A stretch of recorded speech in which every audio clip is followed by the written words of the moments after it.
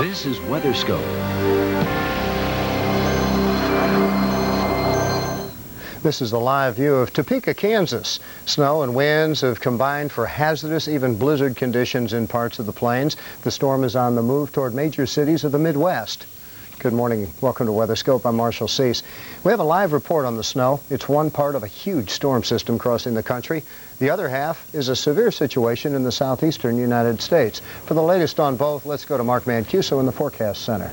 Thank you very much, Marshall, and there's a lot to talk about, so let's get right to it and start you off with the map and take a look at this huge storm. And in the plains, you're hunkering down for the snow and the wind and the blizzard conditions. In the southeast, flooding, rains, and the threat for more severe weather ahead of this cold front as it moves eastward today. Checking on our water vapor loop, we'll see the storm in two pieces. Here's piece number 1 right here, and piece number 2 down in Texas. So those of you around Fort Worth, Texas, probably seeing a little frozen precipitation coming on in. But in the southeast, quite a bit of moisture has been coming up from the tropical regions and from the Gulf. Dew points still the 60s and 70s. That's the type of moisture you need to get heavy rain and strong to severe storms. Tornado watches continue through 10 a.m. local time here along the Gulf Coast, and this watch may be replaced with a new one as the strong to occasionally severe storms continue to erupt in this area. Easy to see it on the lightning data. A couple of lines of storms here, and we have had occasional reports of some large hail as the storms race northeast along the line at speeds of up to 50 miles an hour. So here's your area of heavy rain and strong to possibly severe storms down here around the Gulf Coast. Then there's a little bit of a breather, but then we have our cold core system off to the west. As that energy swings east, and as we get the cold front moving from Mississippi into Alabama, we could see a redevelopment of severe weather over here into Alabama and Georgia into Tennessee as we move through the afternoon hours. This morning, though, we've seen the very heavy soaking rains move their way through North Georgia, 2 to 3 inches of rain, lots of localized flooding and ponding of water on the roadways here, Peachtree Creek flooding out of its banks, while down to the south, we have seen that the strong to occasionally severe storms here in 2 lines, and you still see some very strong storms from near Albany over towards Opp in southeast Alabama. While to the west, the rain has tapered off, but not before we did see tremendous rains in southern Mississippi, Alabama, and on over into northwest Florida. Look at these rainfall amounts. As of 7 a.m. Eastern Standard Time, Biloxi, almost a foot of rain. Doppler radar estimates of about 6 to 12 inches of rain there from southeast Mississippi into southern Alabama, and we even had some evacuations down here in southern Alabama as some of the roads have been washed out. Unfortunately, this resets at 7 a.m., but you get the picture here where the heavy rain has been. Flood watches, they continue across the southeastern United States. These dark green areas, we will continue to have lots of problems with the standing water. So that's part 1 of the storm, the heavy rain, the flooding, and the severe weather. Now we have part 2. We have bitter cold Arctic air coming in, and we have snow. And when we speak of snow, we think Jim Cantori. Jim's in Topeka, Kansas. Jim, you missed the real heavy snows, but still some problems in the area. Yeah, no doubt, Mark. We had a lot of slush around here, about 3 inches of it, as a matter of fact. But as you look behind me on Interstate 70, the headlights would be the the eastbound traffic, if you will, and you can see how the roads are almost completely clear here. But again, this is not representative of what's going on up in Nebraska, also western Kansas. Several road closures around Dodge City, Kansas, and around Meade, Kansas. They're having big problems out there where the snow was heavier, and for the most part, they never even had the rain earlier on. It just started as snow, and it stayed snow, and it was a light snow. The air is a lot drier to the west of here.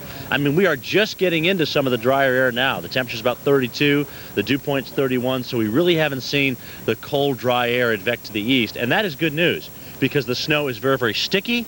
It's holding together nicely, and that means it's not going to blow around like it typically would if it was a light, powdery snow. So at least here in northeastern Kansas, we're fine. But off to the west, it's a lot drier. Up to the north toward Lincoln, they've got about 8-9 inches of snow on the ground there, and Interstate 80 is a lot worse off than it is here at Interstate 70 in Topeka. But all in all, Mark, we fared pretty well here in the Topeka area. But I'll tell you, the hidden part of this story has not come yet, and that is going to be some of the coldest air of the season arriving at midweek with an Arctic blast. So winter is back here in mid-America come midweek. Back to you. All right, thank you, Jim, and we'll show you more of that winter in mid-America right now as you take a look at the storm history.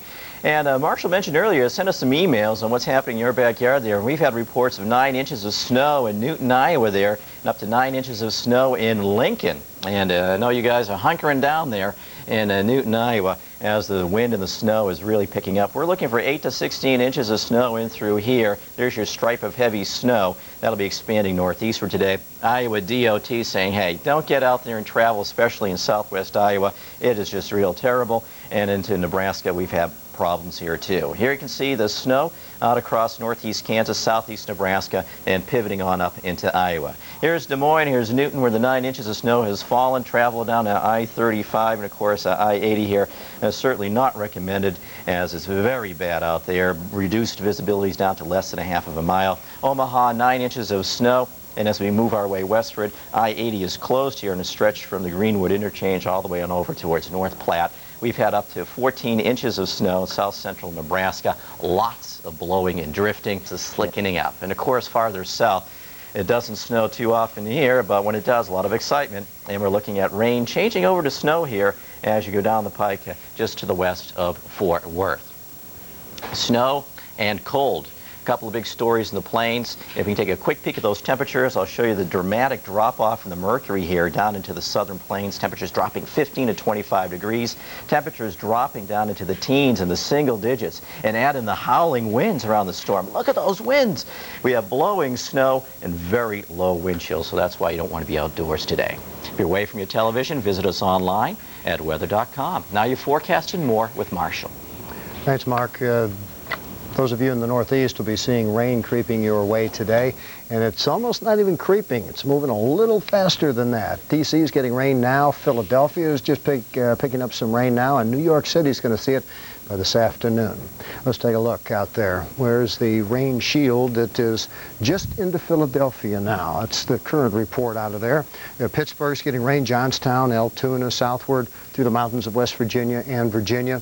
It's going to be a mess, so if you got to get out this morning, take your umbrella with you, because when you return home in Philadelphia, northern New Jersey, out in New York, you're going to probably need it. This is moving pretty fast. It's going to be on the increase too as the day goes on, because the upper level winds are increasing out of the southwest. Going to pull that moisture up pretty rapidly.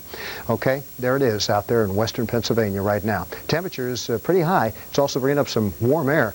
In Elkins, it's 50 degrees. Pittsburgh, it's 46 degrees. Along the coast, 40 at New York, 44 degrees in Philadelphia. What a difference here. Mark just showed you the temperatures out in the plains headed south, the change in the thermometer over the last 24 hours, really incredible. And all of this is going to filter eastward. But it also sets up the possibility of severe weather as far north as the Ohio River Valley today because of the clash of these two air masses that are significantly different. Here's your wind chills in the upper Midwest. Sioux Falls 14 below, 1 below at Des Moines. And as Mark told you, Newton, Iowa, thanks to a viewer out there emailing us indicating about 9 inches of snow. They're about 35 miles east of Des Moines. And another viewer down in Lincoln, Nebraska said they've got 9 inches. Winds are howling down in Lincoln. The In Lincoln, Nebraska, the snowflakes are a little bit smaller, though. Okay, here's what's all going to be happening now. That low heads to the east today. Swath of heavy snow from eastern Kansas across central Iowa into Wisconsin.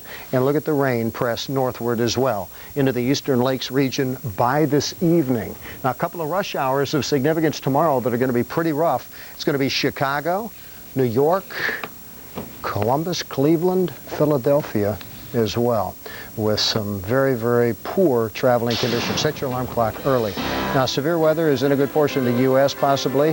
That means as you're going out, you're going to want to check out the latest conditions on TravelWise next.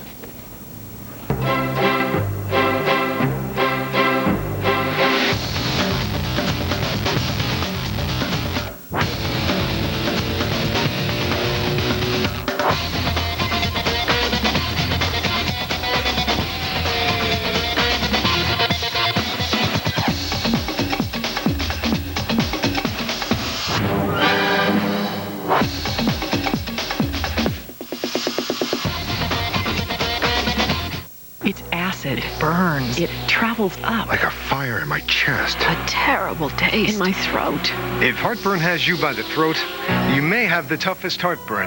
Acid reflux. For this, doctors recommend Gaviscon. Only regular Gaviscon forms a soothing, protective barrier to help keep stomach acid down where it belongs. Mylanta can't.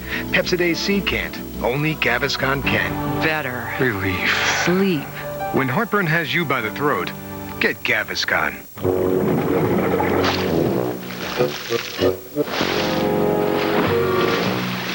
Tired of carrying all that heavy water around every time you vacuum the wet basement?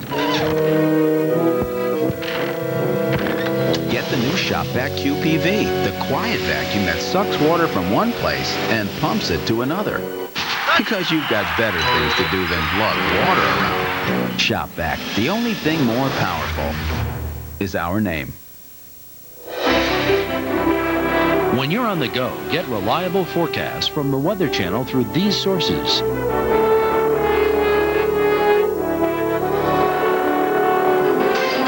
And now your local forecast.